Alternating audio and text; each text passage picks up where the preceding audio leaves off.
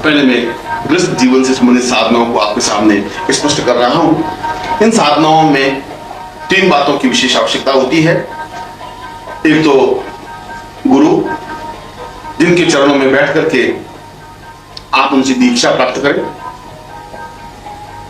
दूसरा, जो साधना आप संपन्न करना चाहते हैं उसकी अनुमति प्राप्त करें। और तीसरा, आपके पास सही प्रकार से उपकरण और माला या साधन हो जिसके वजह से आप पूर्ण सफलता प्राप्त कर सकें। इसके लिए आप के लिए ये जरूरी नहीं है कि आप गुरु के साथ ही रहकर ये साधनाएं संपन्न करें। हाँ, उच्च कोटि की साधनाओं के लिए गुरु की सामीप्यता और गुरु का साहचर्य निरंतर आवश्यक है। एक एक क्षण के लिए गुरु की सामीप्यता जरूरी है। मगर सामान्य साधनाओं के लिए, जो कि आपके लिए विशिष्ट हैं, जिन साधनाओं को मैं सामान्य कहता हूं, वे अपने आप में अद्वितीय हैं। यदि धन वर्षा या लक्ष्मी प्राप्ति की साधना है तो अपने आप में श्रेष्ठ साधना है। वे साधनाएं आप अपने घर में बैठ करके भी संपन्न कर सकते हैं। इसीलिए मैं इस प्रवचन में उन साधनाओं को प्रामाणिकता के साथ तिब्बती साधना के मूल में आपको स्पष्ट कर रहा हूं, जिसे आप अपनाकर इन साधनाओं को पूर्णता प्राप्त कर सकते हैं। सबसे पहले तो मैं पूर्ण देह या पूर्ण आयु प्राप्ति की साधना को स्पष्ट कर रहा हूं। यह साधना ऐसी है जिसके माध्यम से हम अकाल मृत्यु को प्राप्त नहीं होते। यह साधना ऐसी है जिसमें किसी प्रकार से एक्सीडेंट होने का चांस नहीं रहता। यह साधना ऐसी है कि हमें किसी प्रकार की जीवन के मध्यकाल में मृत्यु नहीं हो पाती। हम पूर्ण आयु प्राप्त कर पाते हैं, या यूं कहें कि मनोवांछित आयु प्राप्त कर पाते हैं। हम यदि 80 साल जिंदा रहना चाहे, 90 साल जिंदा रहना चाहे, 100 साल इससे ज्यादा भी जीवित रहना चाहे, तो इस साधना के माध्यम से वह संभव है। इसको इच्छा मृत्यु साधना भी कहा जाता है। इसलिए इस साधना को पूर्ण चैतन्य साधना भी कहा जाता है, जो कि तिब्बती साधना है। तिब्बती साधना का एक प्रकार है।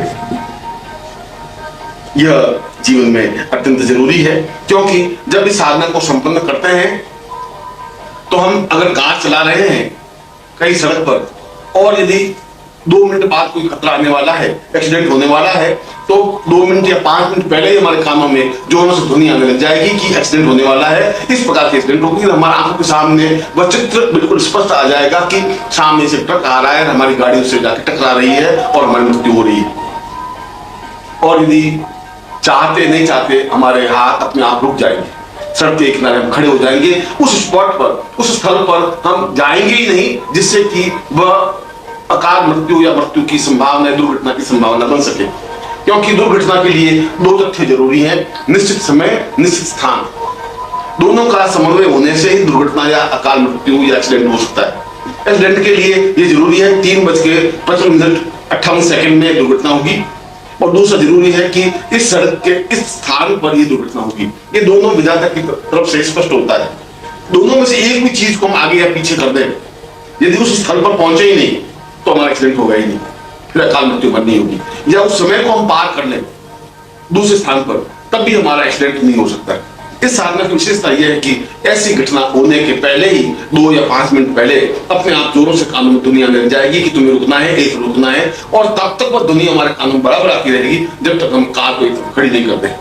या घर में चोरी होने की कोई संभावना हो या कोई परेशानी आने की संभावना हो, तो बार बार कानों में दुनिया लग जाएगी। ऐसी संभावना है तो मैं सावधानी बरतनी है, और हम उससे संबंधित सावधानी या सुरक्षा पहले से ही स्पष्ट कर लेते हैं।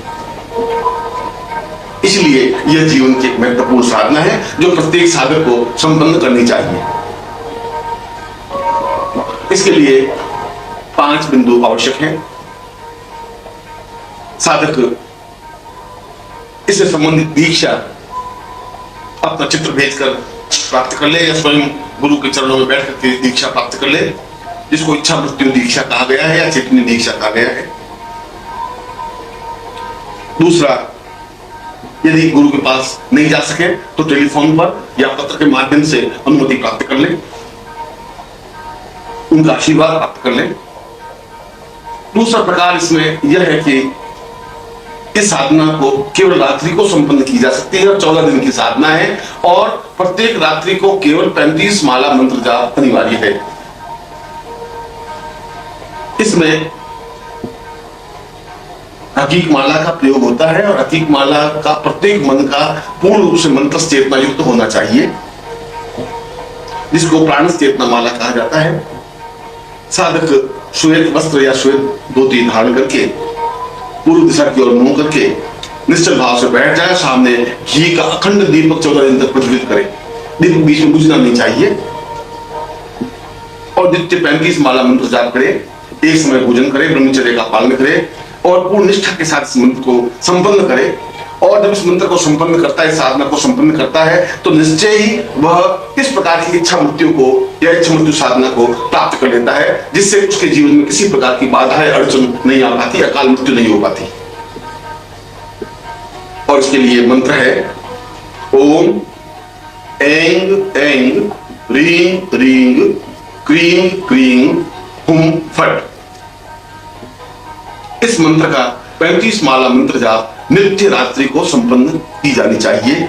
यह साधना किसी भी दिन से शुरू कर सकते हैं, मगर साधना में प्राण चेतना यंत्र होना अनिवार्य है, आवश्यक है, जो सामने स्थापित हो, उस यंत्र पर ही यह साधना संपन्न होती है। और उसके बाद उस यंत्र को जीवन भर पहले रहना पड़ता है, जिससे कि भावी आशंकाओं को पहले से ही हमारे कानों में स्पष्ट हो सके। दूसरी साधना द्रव्य प्राप्ति साधना है या आकस्मिक धन प्राप्ति साधना है। यह भी जीवन की एक उपयोगी साधना है, एक महत्वपूर्ण साधना है। इसके लिए श्रेष्ठ लक्ष्मी मंत्र या तिब्बती लक्ष्मी मंत्र की आवश्यकता होती है, और इसके लिए 3 उपकरणों की जरूरत होती है। गज लक्ष्मी यंत्र, लक्ष्मी संपुटित माला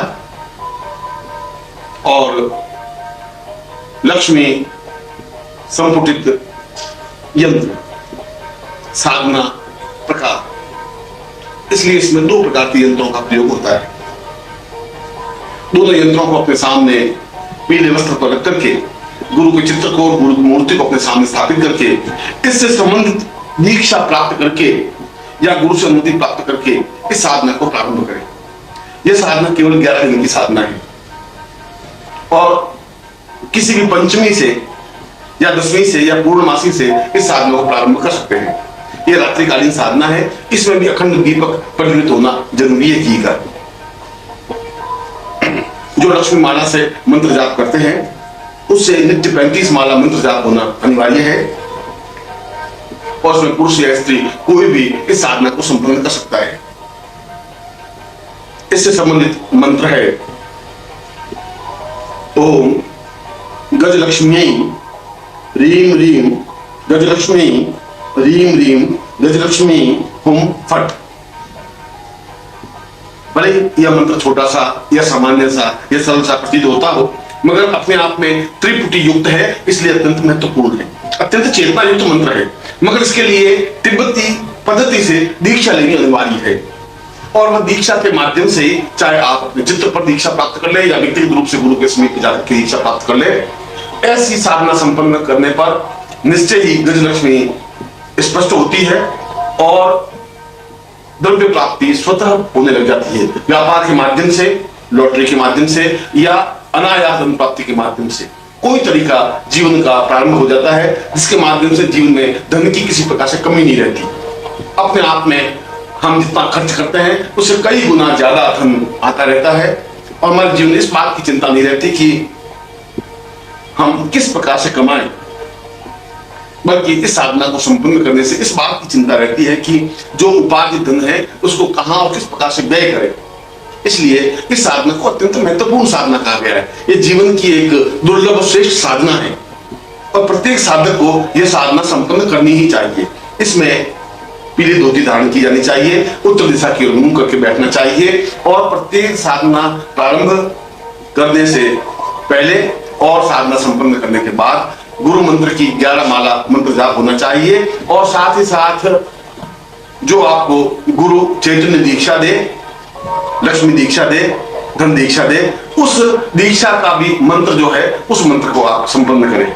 वास्तव में यह साधना आपके जीवन की सौभाग्यदायक साधना है जिसे आपको संपन्न करना ही चाहिए।